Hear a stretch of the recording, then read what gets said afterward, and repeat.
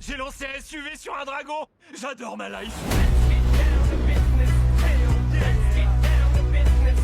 Shazam 2, après un premier film divertissant mais sans plus sorti en 2019, le studio DC a décidé de ressortir une suite à Shazam, Shazam 2, la rage des dieux. Alors vous vous souvenez, je pense tous, du fait que dans la scène post-générique du premier film, je me permets de spoiler parce que soit vous ne l'avez pas vu et vous vous en foutez, soit vous allez le voir mais bon, vous allez vite oublier. C'était le retour du docteur Sivana avec Mastermind, une espèce de chenille je crois télépathique ou mille pattes, je sais plus exactement, mais c'était drôle. Franchement j'ai revu la scène post-générique, j'étais mort de rire. Donc là, il revient pour une suite où finalement Shazam et sa famille vont affronter les filles d'Atlas qui veulent récupérer les pouvoirs de Shazam et détruire l'univers, détruire la Terre pour venger leur père. Concrètement, c'est ça. Bon, le speech de départ, c'était très simple, donc fallait pas s'attendre à un chef-d'œuvre. Mais bon, après Ant-Man 3 qu'on s'est tapé, je pense qu'il fallait pas s'attendre à un chef-d'œuvre non plus du côté de Shazam, hein, parce que bon, ça a beau être Marvel et DC, dans les deux cas, je pense que c'est en train de se décliner un peu. Surtout depuis l'annonce que le DCU va être rebooté, je pense que Shazam 2 allait attirer beaucoup moins de monde que prévu. Bref, Shazam 2, qu'est-ce que j'en ai pensé? Eh bah, c'était...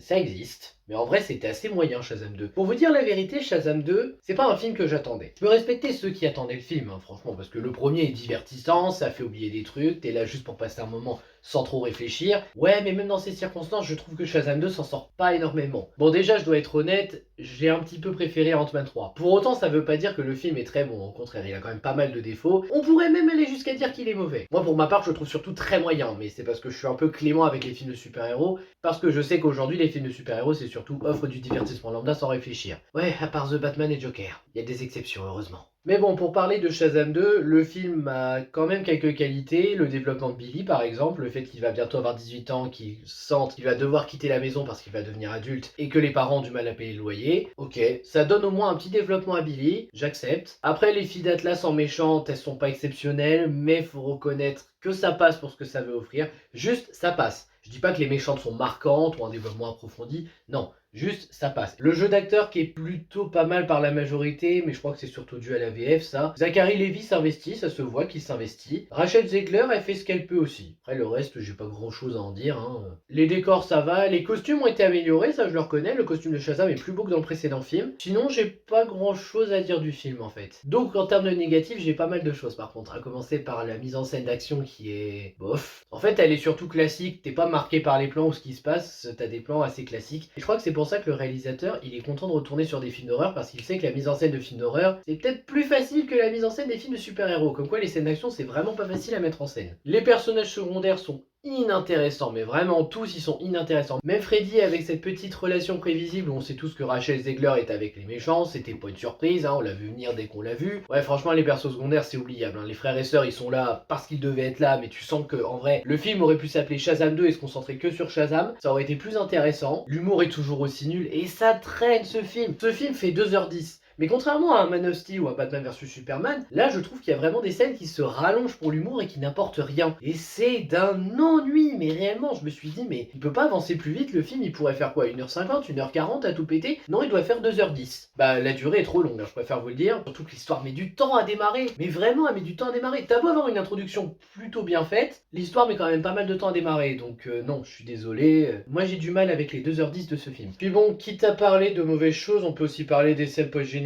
Enfin, la première surtout, la deuxième ça va encore. Mais là je vais devoir rentrer en partie spoil. Donc la première scène post-générique, on a Shazam qui est en train de s'entraîner avec ses pouvoirs dans la forêt, on a deux membres de l'équipe d'Amanda Waller qui viennent le recruter pour entrer dans la Justice Society. Donc la Justice Society obéit bien à Amanda Waller, c'est ce qu'on avait vu dans Black Adam et apparemment c'est officiel ici. Et je me demande quand même pourquoi ils veulent Shazam. Shazam c'est pas un héros dont ils vont facilement perdre le contrôle, je veux dire c'est pas Superman, et encore... Que Superman bosse pour Amanda Waller, j'y crois pas, hein. Moi je pense qu'elle a fait plutôt un piège pour attirer Superman au Kandak pour affronter Black Adam, hein. Je pense que c'était plutôt ça, parce que je vois pas du tout Superman obéir à Amanda Waller, hein. Donc Shazam oui est recruté et on l'entend faire des blagues, quoi, c'est quoi la Justice Society, pourquoi pas la Justice League, pourquoi il y a deux justices différentes. Vraiment c'est pas drôle, c'est malaisant, moi j'en ai marre. Je sais que c'est un gamin dans le corps d'un adulte, mais ça ne passe plus maintenant. Ça passait dans le premier parce qu'il avait 12 ans. Quand t'as 12 ans, tu fais des blagues de beauf, voilà. Donc à la limite dans le premier, j'acceptais qu'il soit comme ça, Billy Batson. Mais là dans le 2, Shazam il est comme ça, le mec a 17 ans. Il a 17 ans et il évolue même pas en se disant oui je dois grandir ou quoi que ce soit. Non, seul truc qu'il apprend c'est qu'il doit apprendre à se débrouiller un peu sans la famille. Et oui, c'est vrai. Surtout qu'au final c'est lui qui règle tout seul, hein. Sa famille a perdu les pouvoirs de Shazam. Et sinon la deuxième scène post-générique qui passe un peu mieux, c'est le retour du docteur Sivana qui croupit depuis 2 ans en prison, je crois il a dit. Oui, je crois qu'il a dit 2 ans, quelque chose comme ça. Et t'as Mastermind qui est revenu pour lui dire mon plan va pouvoir démarrer, et il se rebarre parce qu'il a un dernier détail à régler. Sauf que, il y a un petit problème avec cette nouvelle scène post-générique. Le DCU va être rebooté. Ce qui veut dire que logiquement, les films Shazam ne seront pas arrivés dans ce reboot. Donc en fait, là, on utilise une suite qui n'arrivera probablement jamais. Puis en même temps, je suis pas sûr que beaucoup de personnes voudront voir la suite vu la qualité de cet opus, sans vouloir être méchant. Fin du spoil. Bon, bah au final, qu'est-ce qu'on peut dire sur Shazam 2? Bah ça passera pour certains, ça passera moins pour d'autres. Moi pour ma part, même en m'attendant juste à un petit divertissement, j'ai pas trop aimé la séance. Tu te passes le temps, mais 2h10 c'est très long, surtout avec des scènes qui veulent juste rallonger les blagues d'humour d'un gamin dans le corps d'un adulte, ce qui ne passe plus maintenant que le gamin a 17 ans. Donc il y en a qui vont peut-être aimer, mais moi pour ma part, non. Non, j'y arrive pas. Shazam 2, j'ai pas aimé. Je l'ai quand même préféré à Ant-Man 3 parce qu'au moins en termes d'effets spéciaux c'était un peu mieux fait. Mais non, j'ai pas aimé Shazam 2. J'ai pas passé un excellent moment. A voir maintenant ce que va donner The Flash parce que j'ai l'impression que The Flash c'est le dernier DC que j'attendrai réellement du DCU et vu qu'il va tout rebooter, on verra. Sur ce, merci d'avoir regardé, n'hésitez pas à liker, à partager, à vous abonner. Ah oui, je me permets aussi de vous mettre ce petit message pour ceux qui regarderont. Là je ne vais pas sortir de vidéo pendant quelques jours parce que je suis très occupé à quelque chose de personnel pour mon avenir. Mais après je reviendrai bien sûr pour Mario parce que Mario je vais pas le rater, hein, bien évidemment Mario je veux le voir comme beaucoup de personnes. Je reviendrai aussi pour les jeux vidéo, je suis en train de préparer les prochains let's play qui ne sortiront qu'à partir de jeudi ou vendredi, je m'excuse, hein, vraiment je fais ce que je peux, mais là je dois vraiment me concentrer pendant 3 jours sur quelque chose d'essentiel. Donc merci pour votre compréhension et je vous dis à bientôt pour de futures vidéos. Ciao!